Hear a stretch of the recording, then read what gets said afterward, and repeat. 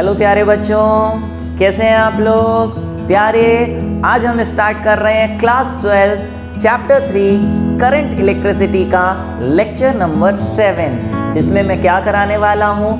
पीछे जितने भी 6 लेक्चर्स हम पढ़ चुके हैं, करा चुके हैं, उस थ्योरी पे बेस्ड आज हम उतने पार्ट के न्यूमेरिकल्स करने जा रहे हैं। उसके आगे के जितने भी पार्ट हैं वो ये न्यूमेरिकल्स ख़त्म करने के बाद वापस से हम थ्योरी स्टार्ट करेंगे। आगे कुछ बहुत ही बढ़िया टॉपिक्स जैसे Kirchhoff's law, Wheatstone bridge, slide wire bridge and potentiometer. फिलहाल बच्चे तैयार हो जाइए कॉपी और पेन लेके आज का लेक्चर स्टार्ट करने के लिए।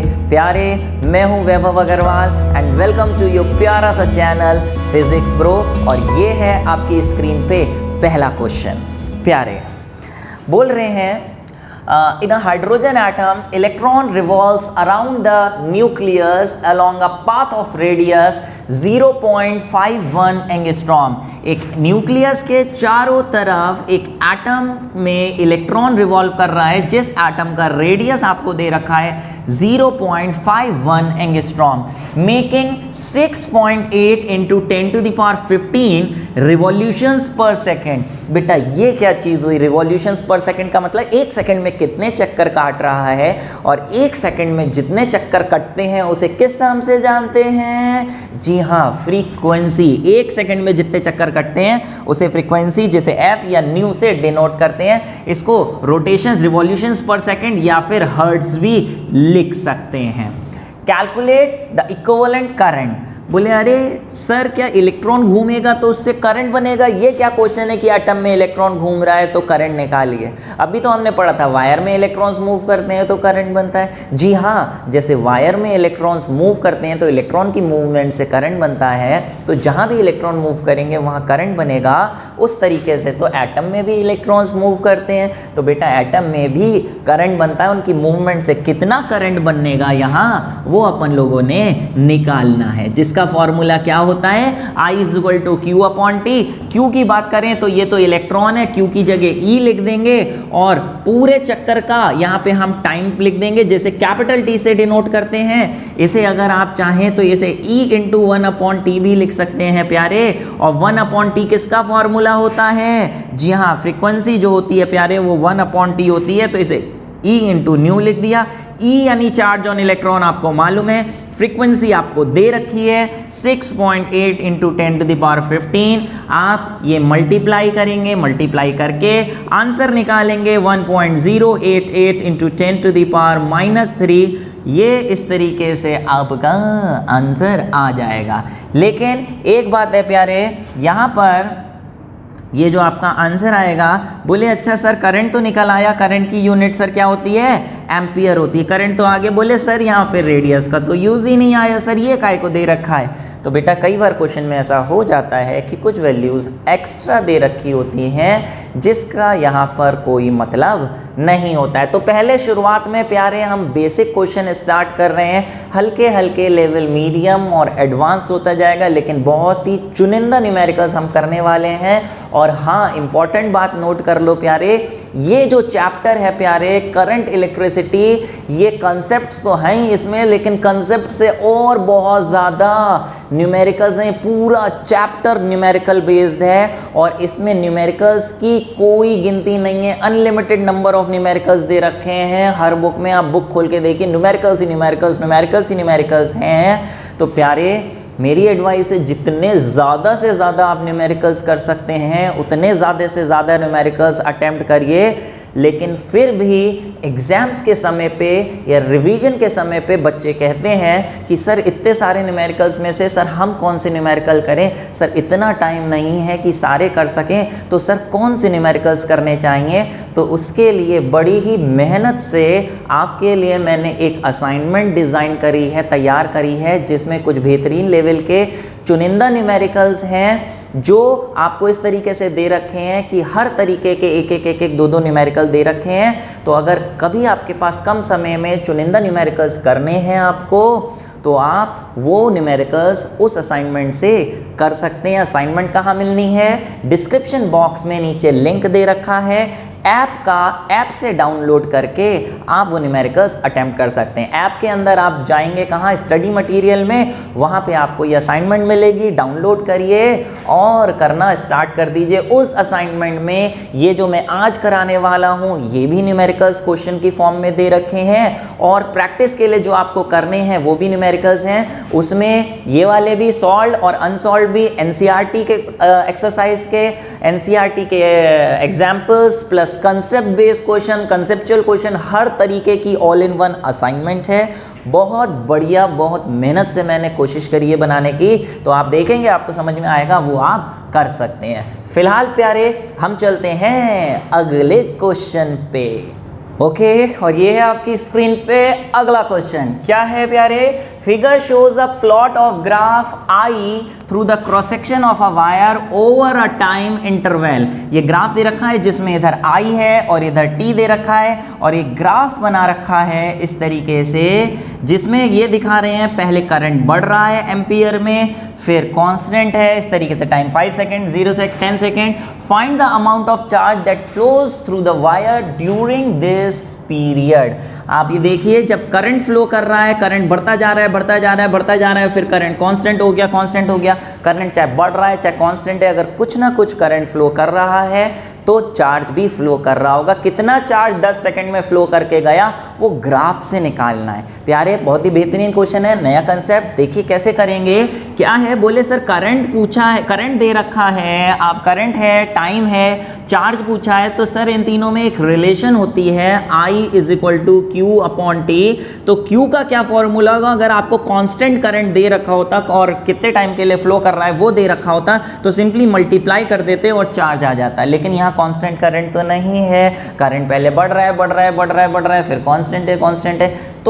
तो जब करंट चेंज हो रहा है अलग अलग जगह, तो कितना चार्ज है वो कैसे निकालें? तो प्यारे, जिंदगी भर के लिए, पूरी फिजिक्स के लिए ध्यान कर लीजिए, ऐसे ग्राफिकल क्वेश्चन में अगर कोई एक क्वांटिटी इधर है, एक क्वांटिटी इधर है, और तीसरी क्वांटिटी हमें निकालनी है जो इन दोनों के प्रोडक्ट से निकलती है। सुन लो फिर से, कोई अगर तीसरी क्वांटिटी कभी भी पूछी है, चाहे यहाँ आई हो जाए, टी हो जाए, वी हो जाए, वर्क हो जाए, फोर्स हो जाए, डिस्टेंस हो जाए, अगर यहाँ जो हमें क्वांटिटी निकालनी है वो अगर इन दोनों के प्रोडक्ट से निकालनी है, तो ऑलवेज आप ग्राफ से कैसे निकालोगे? उसके नीचे का एरिया लेके, उसके नीचे का एरिया। तो अगर आपको चार्ज निकालना है तो एरिया अंडर द ग्राफ निकालोगे, एरिया अंडर द ग्राफ। जैसे फॉर एग्जाम्पल आपको 11th क्लास में ध्यान होगा कि अगर इस तरीके से फोर्स दे रखी होती है और इधर की तरफ डिस्प्लेसमेंट दे रखी है, और कह रहे हैं कि इस तरीके से वर्क निकालो, कितना हुआ ए से बी, तो वर्क का फॉर्मूला फोर्स इंटू डिस्प्लेसमेंट होता है, इन दोनों का मल्टीप्लीकेशन है अगर ये वाली क्वांटिटी,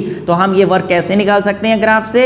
उसके नीचे का एरिया निकाल के। जैसे आपने 9th क्लास में और 11th क्लास में पढ़ा था, इधर की तरफ वेलोसिटी ले ली, इधर की तरफ टाइम ले लिया, इस तरीके से ग्राफ दे रखा है, वेलोसिटी बढ़ रही है, कह रहे हैं ए से बी डिस्प्लेसमेंट निकालो, तो आप क्या करते थे? इसके नीचे का एरिया निकालते थे? नहीं निकालते थे। Displacement is equal to area under velocity time graph. तो क्यों निकालते थे? क्योंकि एरिया, यहाँ पे देखिए displacement actually velocity into time होता है, और देखिए इन दोनों का प्रोडक्ट से ये तीसरी क्वांटिटी आ रही है, तो कभी भी प्रोडक्ट से कोई क्वांटिटी निकल के आ रही है तो ग्राफ से कैसे निकाल सकते हैं? उस ग्राफ के नीचे का एरिया निकाल के। अब ये ऐसा क्यों है, ये समझाने बैठ गए तो फिर रायता फैलेगा, इसलिए अभी डायरेक्ट याद करो, ये वहाँ पे लोअर क्लासेस में समझा हुआ है। फिलहाल प्यारे, तो चार्ज निकालना है, सिंपली इसके अंदर का एरिया ले लो। ये तो ट्रेपीजियम है, ट्रेपीजियम का area sum of parallel sides upon 2 into distance between them. ये लीजिए, एक पैरेलल साइड ये है, एक पैरेलल साइड ये है पूरी 10 यहाँ से यहाँ तक, जबकि ये है पूरी यहाँ से यहाँ तक, बीच में कितना हुआ? 5। तो 5 + 10, और h का मतलब इन दोनों पैरेलल साइड के बीच की डिस्टेंस, ये डिस्टेंस जो कितनी हो गई? 5 हो गई। तो यहाँ पे इस तरीके से 5 लिख दिया। ये हो गया आपका 15 × 5 75 अपॉन 2 इज इक्वल टू 37.5। और यूनिट क्या होगी चार्ज की? कूलम। बच्चे यूनिट बहुत जरूरी है, आधा नंबर बोर्ड में यूनिट का है, यूनिट का खेल इंपॉर्टेंट है, तो ये नोट कर लीजिए। एक नई चीज उम्मीद है आपने यहाँ पे सीख ली। चलिए फिलहाल चलते हैं, पॉज करके आप ये नोट करिए जब तक हम चलते हैं अगले क्वेश्चन पे। अगला क्वेश्चन क्या है, पढ़िए जरा। बोल रहे हैं कि A solution of sodium chloride discharges 6.1 into 10 to the power 16 sodium ions, ठीक है, सोडियम आयंस इतने हैं, ठीक है, और 4.6 into 10 to the power 16 chlorine के आयंस हैं, ठीक है भैया, ये पॉजिटिव ये नेगेटिव। इन 2 सेकेंड, एक सोल्यूशन है वो 2 सेकेंड में इतने पॉजिटिव आयंस, इसे नंबर ऑफ आयंस दे रखे हैं, लेट इट बी n1, और इतने नेगेटिव आयंस छोड़ रहा है पर सेकेंड, कितने टाइम में, 1 सेकेंड में, 1 नहीं 2 सेकेंड में, इन 2 सेकेंड, ठीक है। Find the current passing through the solution, भैया जैसे वायर में इलेक्ट्रॉन्स फ्लो करते हैं उससे करंट बनता है, ऐसे ही इलेक्ट्रोलाइट में किसकी मूवमेंट से करंट बनता है, जी हाँ, चार्जेस, कौन से, आयंस, पॉजिटिव और नेगेटिव आयंस मूव करते हैं और उनकी मूवमेंट से करंट बनता है। कितना करंट बनेगा वहाँ पर भी फॉर्मूला यही होगा Q/T, लेकिन यहाँ पे जो चार्ज है वो चार्ज कितना लेंगे, 1 इलेक्ट्रॉन होता है तो 1 ही ले लेते, लेकिन अगर n चार्जेस हैं तो टोटल जो चार्ज होगा n पार्टिकल्स का वो हो जाएगा आपका n इंटू E/T। लेकिन प्यारे यहाँ पे अगर हम बात करें तो n तो बेटा यहाँ पर पे n जो है वो आपका टोटल नंबर ऑफ चार्जेस कितने हैं, n1 प्लस n2, तो n की जगह n1 प्लस n2 लिखेंगे, अपॉन t करेंगे, ये वैल्यू शैल्यू डालेंगे और आंसर निकाल लेंगे, सिंपल है। n1 प्लस n2 अगर करें, ये लीजिए यहाँ कर रहे हैं 6.1 into 10 to the power 16 plus 4.6 into 10 to the power 16, और चार्ज की बात करें तो बेटा दोनों के दोनों जो आयंस हैं, इस पे 1 प्लस है, इस पे 1 प्लस है, तो दोनों पे चार्ज सेम है। हालांकि हमें यहाँ लिखना चाहिए था n1, टोटल चार्ज की बात करें तो इस पे हो जाएगा n1 इंटू ई और इस पे हो जाएगा n2 इंटू ई, लेकिन दोनों पे चार्ज क्योंकि सेम होगा, जिस पे 1 प्लस होगा 1 प्लस के बाद और इस पे 1 माइनस, दोनों पे 1 प्लस 1 माइनस, तो दोनों पे चार्ज सेम होने की वजह से हमने ये ई बाहर लिख दिया था। अगर चार्ज सेम नहीं है तो अलग अलग जो भी चार्ज है उससे n1q1 प्लस n2q2 से मल्टीप्लाई करोगे। फिलहाल यहाँ तो हम डायरेक्ट कर रहे हैं, ई दे रखा है, एक चार्ज होता है, एक आयन पे जो चार्ज होता है वो 1 इलेक्ट्रॉन के चार्ज के बराबर होता है, 1 प्लस और 1 माइनस का कितना, 1.6 into 10 to the power minus 19, time है 2 सेकेंड, इसे ऐड शैड करो, मल्टीप्लाई शल्टीप्लाई करो और आंसर निकालो 8.56 into 10 to the power minus 3 ampere. ये आप मैच करिए कि आंसर आ रहा है नहीं आ रहा है, फिर हम आगे बढ़ते हैं। अभी बहुत ही प्यारे बेसिक लेवल के क्वेश्चन चल रहे हैं जिसमें आपको कंसेप्ट्स क्लियर होंगे, और पॉज करके लिखते जाओ और सुनते भी जाओ बाद में प्ले करके। प्यारे यहाँ मैं न्यूमेरिकल्स तो कराऊंगा ही कराऊंगा, न्यूमेरिकल्स तो कराऊंगा ही कराऊंगा, लेकिन न्यूमेरिकल्स के साथ कई नए कंसेप्ट्स भी खुलने वाले हैं। तो ये सिर्फ एक न्यूमेरिकल लेक्चर नहीं है, इसमें बीच बीच में न्यूमेरिकल्स में क्या क्या और कंसेप्ट्स लग सकते हैं वो भी बताने वाला हूं। तो ध्यान से आखिरी तक ईमानदारी से, प्यार से और पेशेंस से मेरे साथ साथ करते चलना। कई बच्चे न्यूमेरिकल वाला पार्ट छोड़ देते हैं, बोले अरे थ्योरी करो, न्यूमेरिकल का क्या करना है, फॉर्मूला लगाएंगे आ जाएगा। लेकिन प्यारे ये फिजिक्स है, सिंपल मैथ्स नहीं है कि बस फॉर्मूले में वैल्यू डाली आ गया। न्यूमेरिकल्स में वैल्यूज तो डलती ही डलती हैं, कंसेप्ट्स भी लगते हैं, तो कंसेप्ट्स जब तक आपके क्लियर नहीं है आप न्यूमेरिकल नहीं कर सकते। इसलिए प्यार से साथ साथ में चैप्टर वाइज न्यूमेरिकल करते चला करें। अगर कोई ऐसा सोचता है कि पहले सारे चैप्टर्स की थ्योरी फिर सारे चैप्टर्स के न्यूमेरिकल्स, तो ये आपकी एक बहुत बड़ी ब्लंडर मिस्टेक होगी। ध्यान रखना, मेरी बहुत स्ट्रॉन्ग एडवाइस है, जब भी आप न्यूमेरिकल्स करते हैं तो पहले चैप्टर की थ्योरी पढ़िए, उसी चैप्टर के न्यूमेरिकल्स करिए, फिर अगले चैप्टर पे बढ़िए, ऐसा पेंडिंग मत रखा करिए। फिलहाल सॉल्यूशन तो ये तो हो गया आपका। अभी बढ़ते हैं अगले क्वेश्चन पे, बहुत ही प्यारे कंसेप्ट के साथ नया क्वेश्चन। बोल रहे हैं current flows through a constricted conductor as shown. Constricted का मतलब क्या होता है, जहां से किसी कंडक्टर का गला दबा रखा है उसे हम कहते हैं कंस्ट्रिक्टेड। बेटा गला दबा देंगे तो वहां से पतला हो जाएगा, तो ये कंडक्टर था, इधर से इसका गला दबा दिया तो यहाँ पे कंस्ट्रिक्शन प्रोड्यूस हो गई, दबी हुई चीज को कहते हैं constriction. Diameter D1 is equal to 2 mm, यहाँ का डायमीटर दे रखा है आपको, D1 इज इक्वल टू कितना, 2 mm। इसको SI यूनिट में कर लो, 10 to the power minus 3 metre.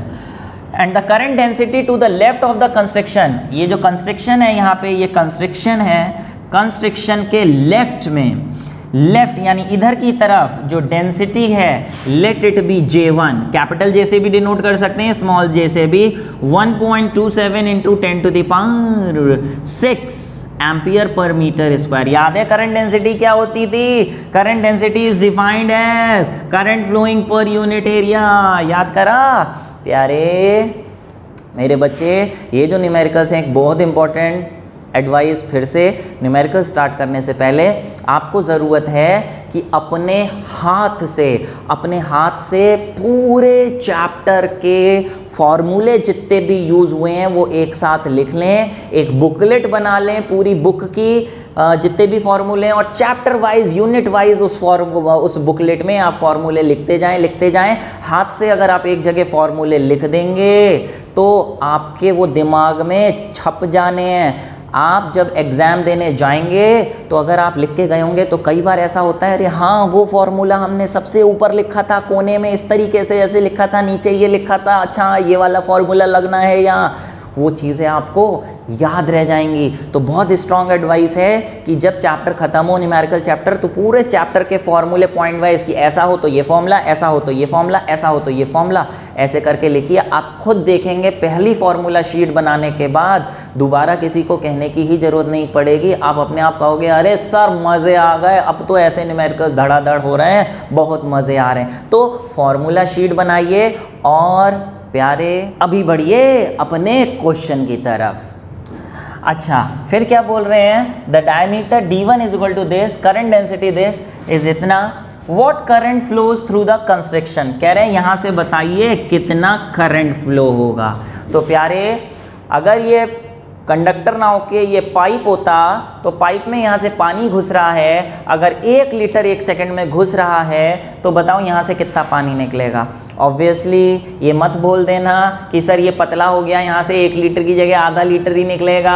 अरे 1 लीटर से आधा लीटर निकलेगा तो आधा लीटर कहाँ जाएगा? वहाँ बस जाएगा। फिर 1 लीटर आएगा उसमें से आधा लीटर निकल जाएगा, आधा लीटर क्या यहाँ स्टोर होता रहेगा? नहीं, जितना आया है उसे उतना निकलना पड़ेगा ही पड़ेगा पीछे के धक्के की वजह से, चाहे पाइप कितना पतला हो। तो इसलिए volume of liquid entering is equal to volume of liquid leaving for a steady flow. पढ़ा था इक्वेशन ऑफ कंटिन्यूटी। ऐसे ही यहाँ है बेटा, करंट आ रहा है चाहे आगे से कंडक्टर गला दबा हुआ हो या ना हो, जितना करंट आ रहा है उसे उतना निकलना ही पड़ेगा। तो करंट हर जगह सेम होगा, जितना यहाँ उतना यहाँ। तो चलो यहाँ निकाल लेते हैं, जितना यहाँ उतना वहाँ, हर जगह करंट सेम होगा।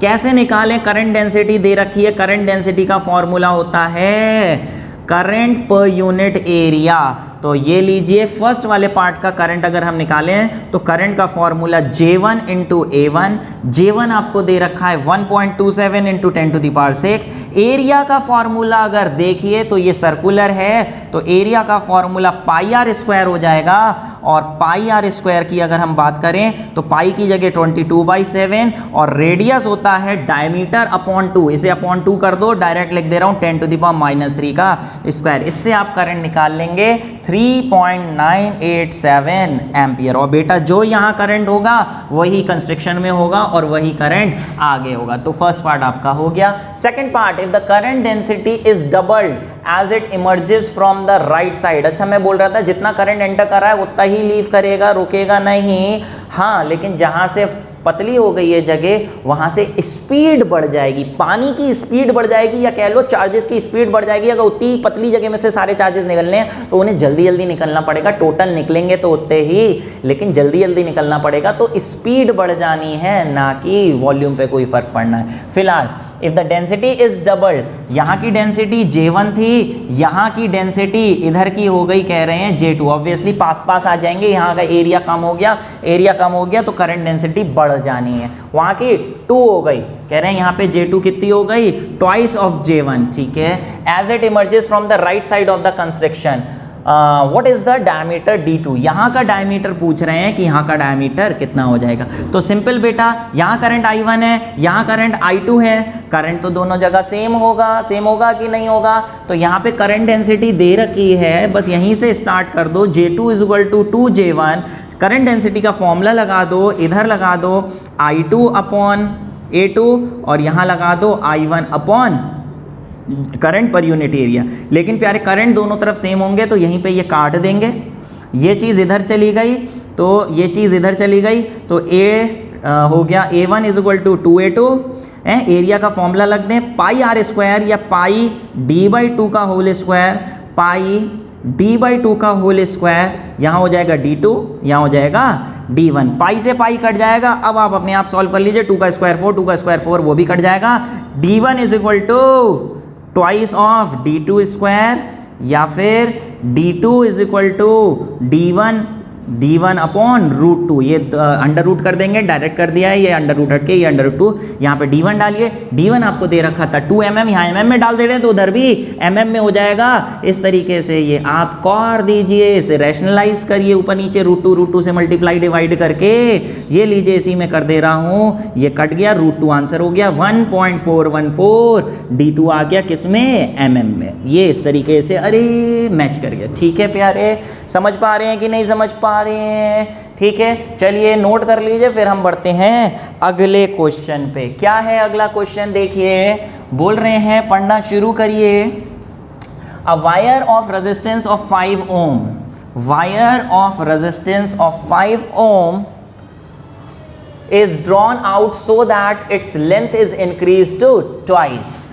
कह रहे हैं एक वायर था 5 ओम का, इस तरीके से एक वायर था 5 ओम का, ये लीजिए वायर था 5 ओम का, उसे ड्रॉन किया so that its length is increase to twice. इस तरीके से खींचा कि उसकी लेंथ ट्वाइस बढ़ गई। बेटा अगर लेंथ बढ़ेगी ट्वाइस, अगर इसकी लेंथ L थी 5 ओम रेजिस्टेंस की, इसकी लेंथ अगर डबल करेंगे तो क्या प्यारे इसका जो एरिया ऑफ क्रॉस सेक्शन है, क्या ये इतना ही मोटा रहेगा? नहीं, पाइप खींचने से पतला भी तो हो जाना है। तो ऐसा मत बना देना कि सर लेंथ डबल हो गई, नहीं, लेंथ डबल होगी, एरिया भी कम होगा। पता है एरिया कितना हो जाएगा? ये एरिया एग्जैक्टली, अगर यहाँ पे एरिया A है तो ये एरिया एग्जैक्टली A/2 हो जाना है। अगर यहाँ लेंथ डबल करेंगे, जितने टाइम्स लेंथ करेंगे एरिया उतने ही टाइम्स अपॉन में हो जाना है। अगर L से 3L करी होती तो एरिया A से A/3 हो जाता, A से NL करी होती, N टाइम्स बढ़ाई होती तो एरिया A/N हो जाता।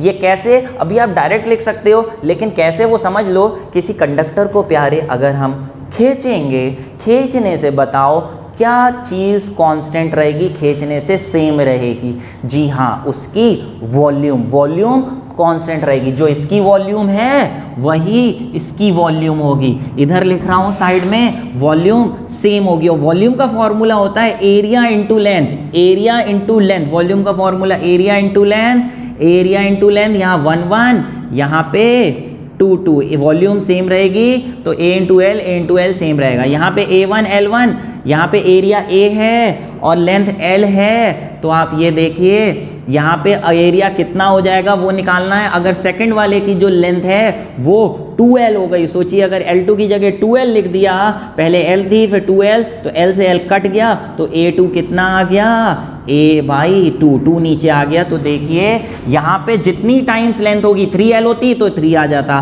5 होती 5L तो A/5 आ जाता। तो ये मैंने करके तो दिखाया आपको कि अपॉन 2 क्यों हुआ, लेकिन अगली बार आप डायरेक्ट करेंगे। ठीक है, तो बोल रहे हैं कि बताइए इसकी नई रेजिस्टेंस और नई रेजिस्टिविटी कितनी हो जानी है। नया रेजिस्टेंस और नई रेजिस्टिविटी बहुत ही इंपॉर्टेंट से बेसिक सा क्वेश्चन है, 10th क्लास में भी किए थे। कह रहे हैं इसका रेजिस्टेंस क्या होगा, ρL/A। जबकि इसके नए रेजिस्टेंस की बात करें तो ρL'/A'। जबकि प्यारे L' की जगह क्या लिख देंगे, L' नई लेंथ है 2L और एरिया है A/2, 2 ऊपर चला गया, ये हो गया 4 ρL/A।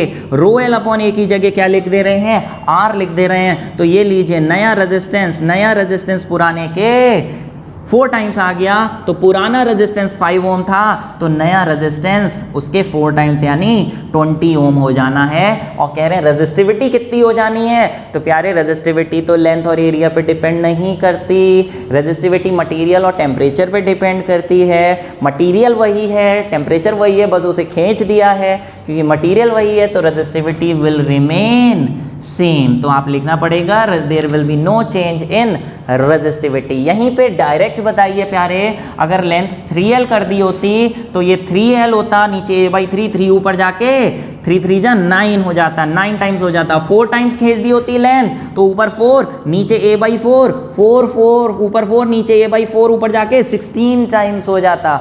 और अगर n टाइम्स खींच दी होती तो यहाँ पे देखिए, अगर n टाइम्स खींच दी, जैसे कि एक क्वेश्चन है यहाँ पे बोल रहे हैं resistance of wire is R ohm, what will be its new resistance if length is stretch to n times. तो देखिए यहाँ पे लेंथ, पिछला वाला ये तो नोट कर लीजिएगा, उसके बाद आगे ये देखिएगा, कह रहे हैं लेंथ अगर n टाइम्स कर दी, एरिया की लेंथ की जगह nl कर दिया तो एरिया कितना हो जाएगा a/n। तो यहाँ पे लगाएंगे जो नई लेंथ है वो n टाइम्स, तो एरिया a/n, n ऊपर जाएगा तो ये कितना हो जाना है, कितना हो जाना है जी हाँ, ऊपर n स्क्वायर चला जाएगा, n square rho l upon a, यानी n स्क्वायर इंटू r, यानी नया रेजिस्टेंस n स्क्वायर टाइम्स आ जाना है।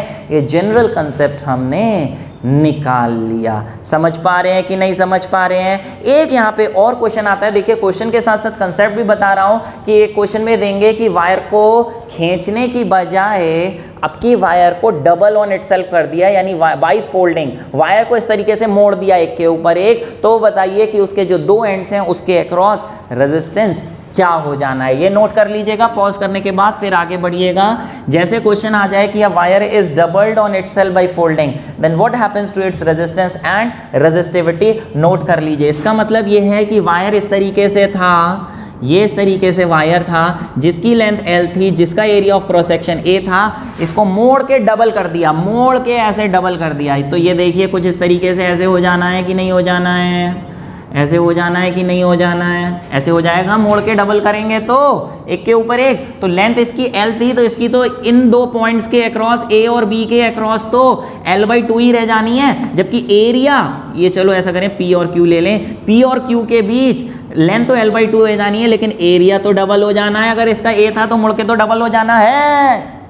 तो प्यारे इसका रेजिस्टेंस अगर रो l अपॉन a है तो इसका resistance r dash rho l dash upon a dash होगा, जहां पे l डैश की जगह हम लिखेंगे l/2, a डैश की जगह लिखेंगे 2a। अब की बार ऊपर वाला 2 नीचे आएगा तो ये बन जाएगा 1/4 रो l अपॉन a, जहां पे रो l अपॉन a को हम लिख देंगे r। तो अब की बार नया रेजिस्टेंस कितना हो गया 1/4, वहां पे हुआ था 4, यहाँ पे हो गया 1/4। ऐसी ट्रिपल ऑन इटसेल्फ कर देंगे तो ये l/3 और ये 3a हो जाएगा। मोड़ मोड़ के तिगना एक के ऊपर एक मोड़ दिया, तो अब आप अपने आप बता दो, ट्रिपल ऑन इटसेल्फ करेंगे, अब अपने आप दिमाग लगा के निकाल लिए कि कितना नया रेजिस्टेंस हो जाएगा और रेजिस्टिविटी कितने टाइम्स हो जाएगी। प्यारे रेजिस्टिविटी विल रिमेन सेम, क्योंकि it depends on, it does not depends on length and area of cross section. फिलहाल ये नोट करने के बाद चलिए अगले क्वेश्चन पे, इसी से रिलेटेड है बट बढ़िया क्वेश्चन है। देखिए क्या बोले हैं, ये बोले हैं कि a wire of resistance R is stretched so that its radius decreases। अब की बार भी स्ट्रेच किया है, ये वायर था, इसको हमने स्ट्रेच कर दिया इस तरीके से, स्ट्रेच किया है कि रेडियस डिक्रीजेस n टाइम्स। अगर इसका रेडियस r है तो इसका रेडियस r/n हो गया, decreases by a factor n, factor का मतलब n से डिवाइड हो गया, ठीक है। कैलकुलेट इट्स न्यू रेजिस्टेंस, अब पूछ रहे हैं नया रेजिस्टेंस। पहले हमने लेंथ खींची थी n टाइम्स, तो लेंथ को अगर n टाइम्स खींचा था तो नया रेजिस्टेंस n स्क्वायर टाइम्स हो गया था। अब की ऐसे लेंथ खींची है हमने कि लेंथ n टाइम्स नहीं हुई बल्कि रेडियस अपॉन n टाइम्स हो गया, तब नया रेजिस्टेंस क्या होगा समझिए। इसके रेजिस्टेंस का फॉर्मूला तो रो l अपॉन a होएगा ही होएगा, लेकिन यहाँ एरिया की जगह इसका एरिया का फॉर्मूला डालना पड़ेगा, क्योंकि रेडियस के टर्म्स में क्वेश्चन है। एरिया सर्किल की शेप में होता है, side area of cross section, जिसका एरिया πr² होता है। तो ये तो हो गया पुराना रेजिस्टेंस।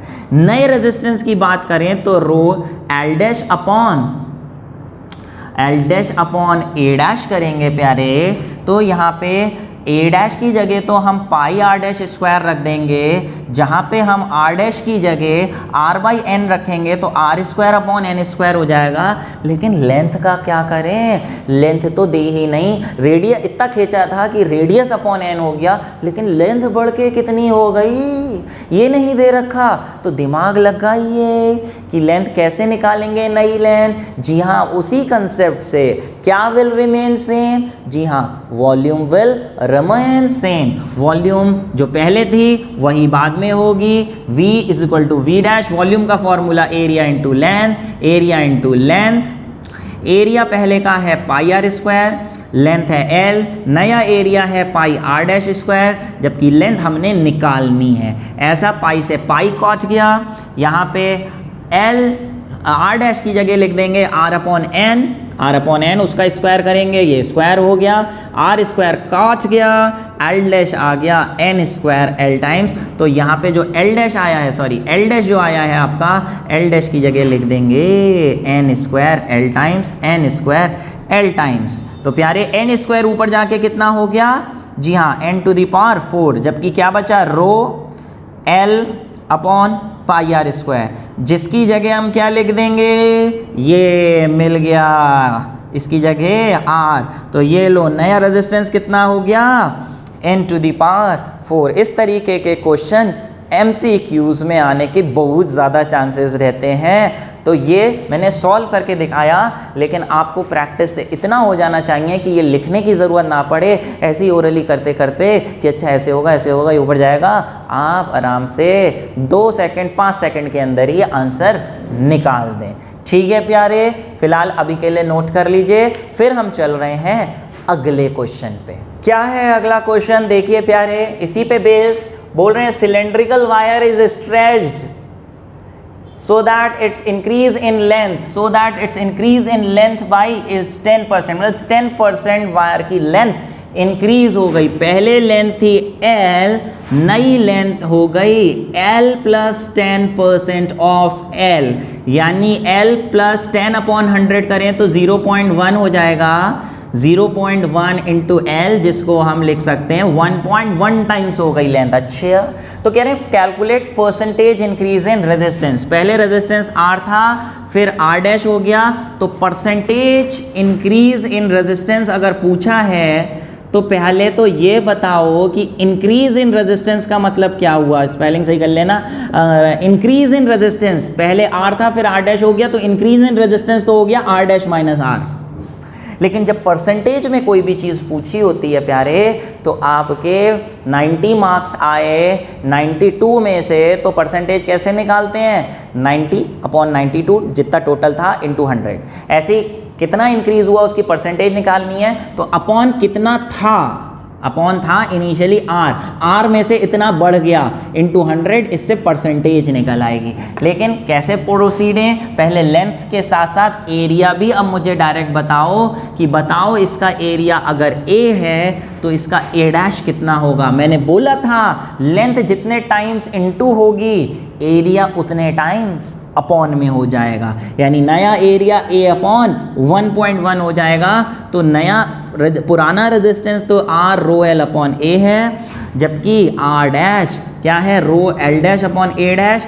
L डैश की जगह आप लिखेंगे 1.1 L, A डैश की जगह A अपॉन 1.1, और ये 1.1 ऊपर जाएगा तो ये कितना हो गया 1.1 का square, rho L upon A। Rho L upon A की जगह R लिख देंगे, 1.1 का स्क्वायर कितना होता है 1.21।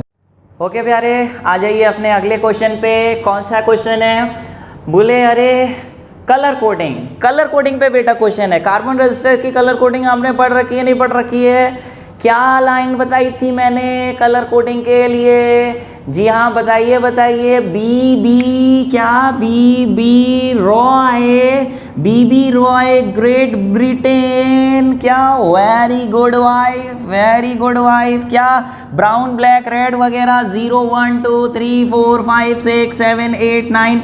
बेटा हालांकि इसके क्वेश्चंस जब मैंने थ्योरी पढ़ाई थी वहीं पर मैंने आपको इसके काफ़ी सारे एग्जाम्पल्स कराए थे, यहाँ पे इसलिए सिर्फ एक ही एग्जाम्पल मैं करा रहा हूँ। अगर आपको पीछे के लेक्चर देखने हैं तो नीचे डिस्क्रिप्शन बॉक्स में सारे लिंक्स प्रोवाइडेड हैं।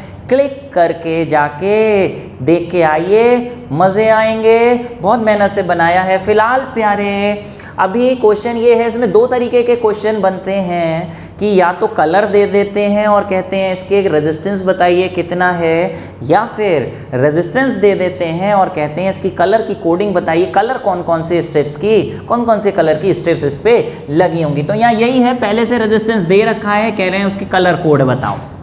तो प्यारे 3700 इंटू प्लस माइनस 10%, इसमें सबसे पहले तो 2 डिजिट्स तो अलग ही रखनी होती हैं, बाकी उसके अलावा जो भी है वो मल्टीप्लायर में लगाना होता है। तो आप ये देखिए, पहली डिजिट है 3 का मतलब है आपका ऑरेंज, तो पहली स्ट्रिप तो हो गई प्यारे ऑरेंज। तीसरी स्ट्रिप 7 जो कि है वायलेट, और तीसरी स्ट्रिप पावर मल्टीप्लायर की 2 जो कि होगी रेड, और चौथी स्ट्रिप टॉलरेंस बताती है प्यारे। आपको पता है या तो वो गोल्ड की होगी या सिल्वर होगी या फिर नो कलर, कोई स्ट्रिप नहीं होगी। अगर सिल्वर की है, गोल्ड की है तो 5%, सिल्वर है तो 10, नो कलर है तो 20% का टॉलरेंस होगा। ये मैंने वहाँ समझाया है प्यारे डिटेल में बहुत प्यार से। फिलहाल यहाँ पे 10% का मतलब सिल्वर हो गया, यानी चौथी स्ट्रिप टॉलरेंस जो बताती है वो सिल्वर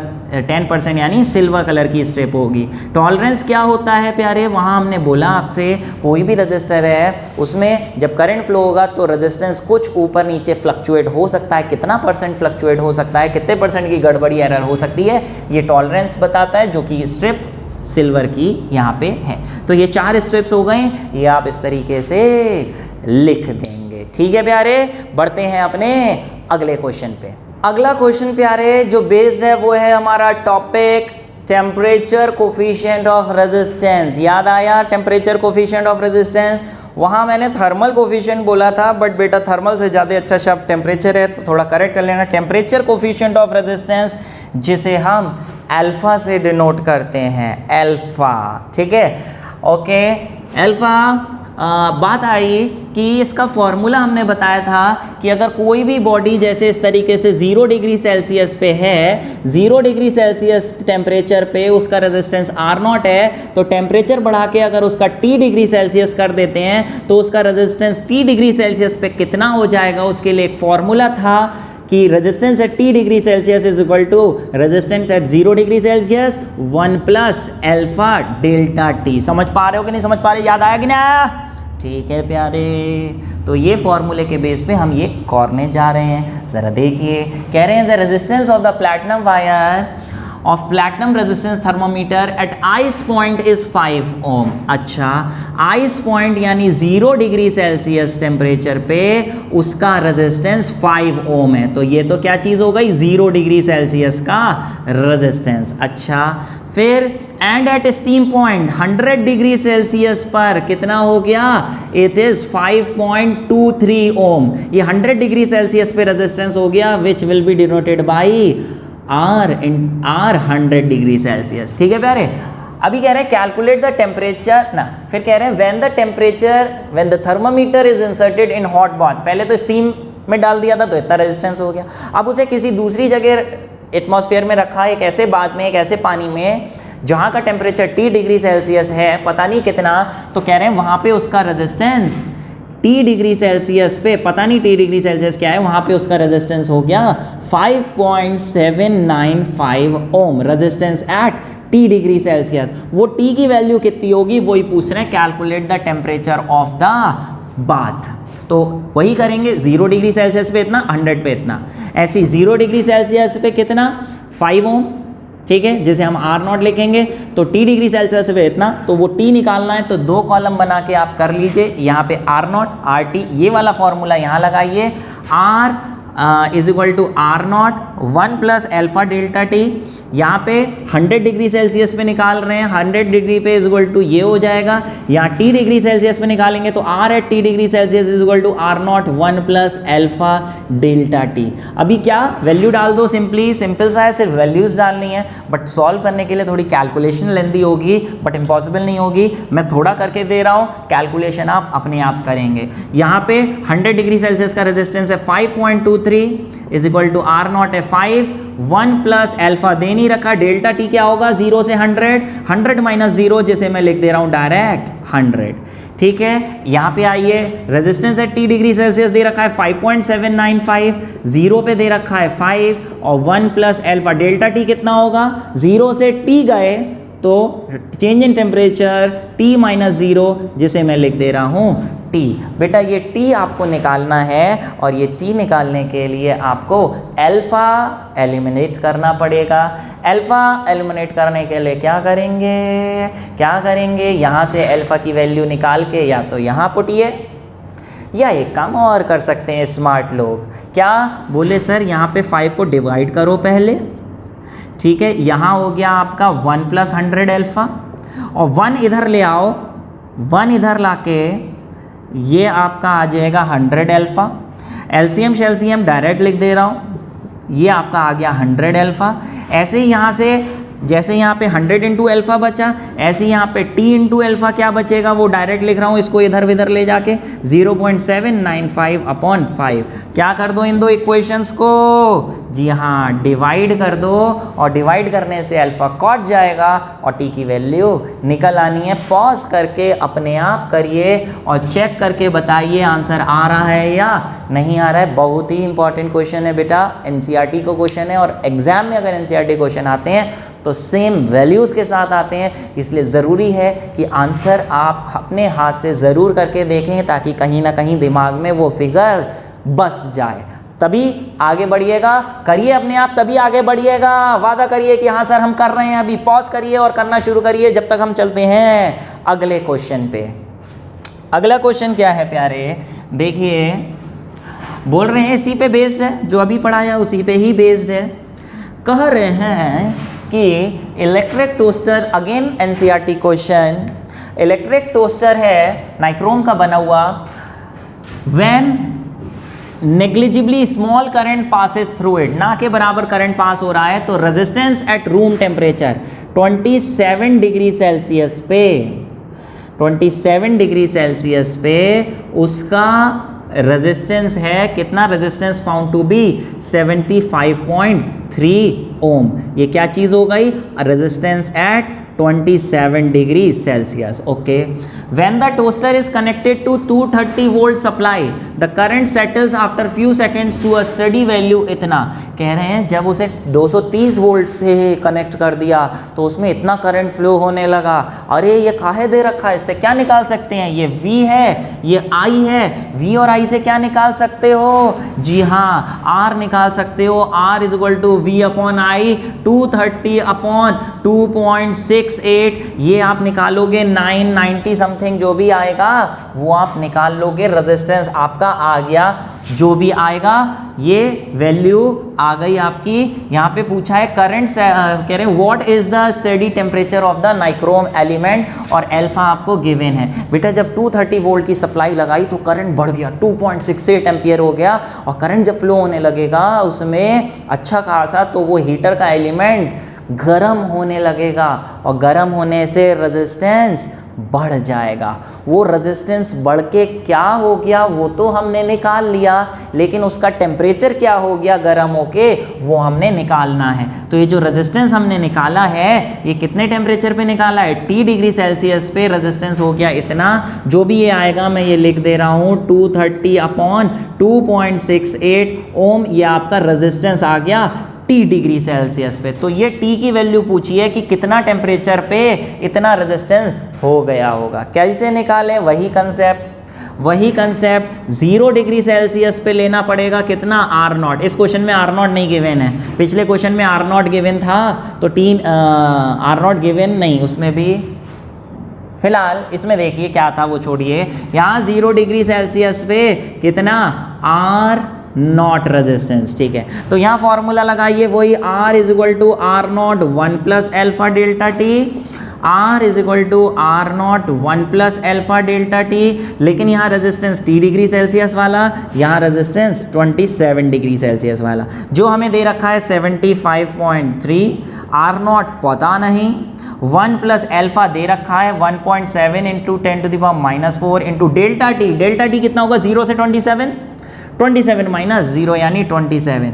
ठीक है, ये डेल्टा टी जब भी ध्यान रखना है यहाँ रखेंगे प्यारे तो हमेशा 0 से ही कंपेयर करके रखेंगे, 0 से ही कंपेयर करके यहाँ रखेंगे, ध्यान रखना, बहुत इंपॉर्टेंट बात है। बोले सर डेल्टा टी ऐसा नहीं ले सकते कि 27 पे इतना है तो टी पे कितना हो गया, तो change in temperature 27 minus T ऐसे ले ले, नहीं, चेंज इन टेम्परेचर यहाँ पे हमेशा 0 डिग्री सेल्सियस वाला जो टेम्परेचर है उससे ही टेम्परेचर, उसका ही रेजिस्टेंस यहाँ लिया जाता है। फिलहाल रेजिस्टेंस है T डिग्री सेल्सियस तो आपका आ गया है 230/2.68।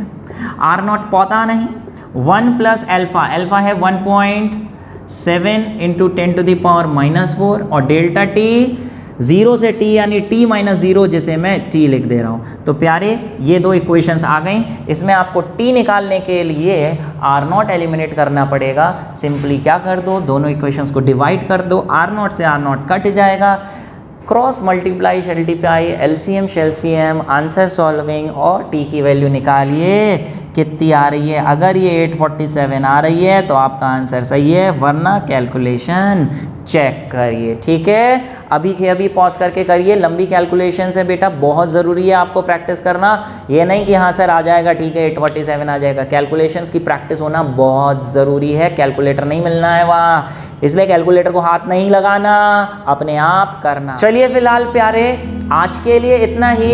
ये जितने क्वेश्चंस कराए मैंने, इसके प्रैक्टिस के क्वेश्चंस भी आपको करने हैं। असाइनमेंट डाउनलोड कर लीजिए, डिस्क्रिप्शन बॉक्स में लिंक दे रखा है ऐप का, ऐप से डाउनलोड करके प्रैक्टिस करना शुरू करिए।